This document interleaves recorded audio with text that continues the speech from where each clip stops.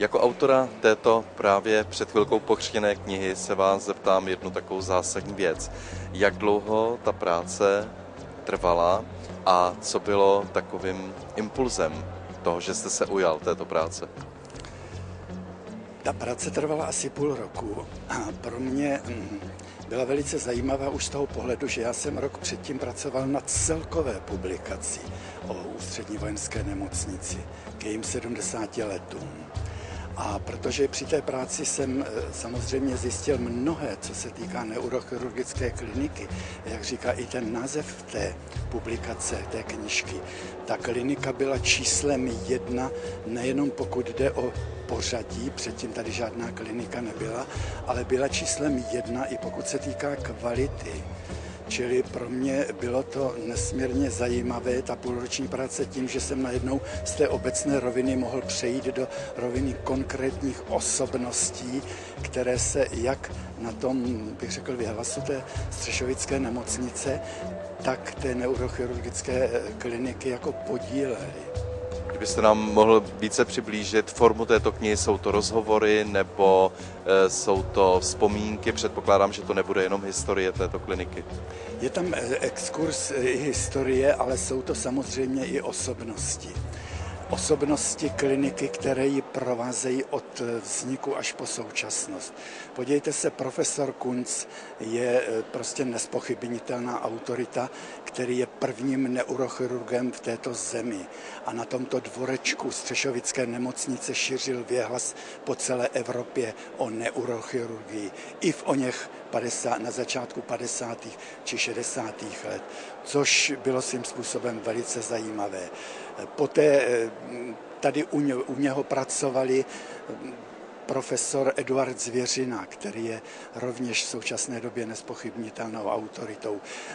Docent Willibald Vladyka, který ještě v současné době vede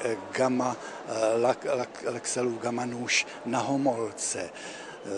V současné době mediálně známá persona současného přednosty profesora Beneše. To je člověk, který je velice vděčnou figurou. V jeho kanceláři najdete, protože byl herpetolog, hady, kterému tam krmí sekretářka bílými myškami, odřenou fotbalovou merunu. Ta knížka se skládá, bych řekl, z pohledu na tyto osobnosti, využívá jejich zpovědí, které bylo samozřejmě nějakým způsobem třeba jako v dobrém slova smyslu učesat a připravit pro tu publikaci, vybrat tu esenci toho, co za svého zajímavého života prožili.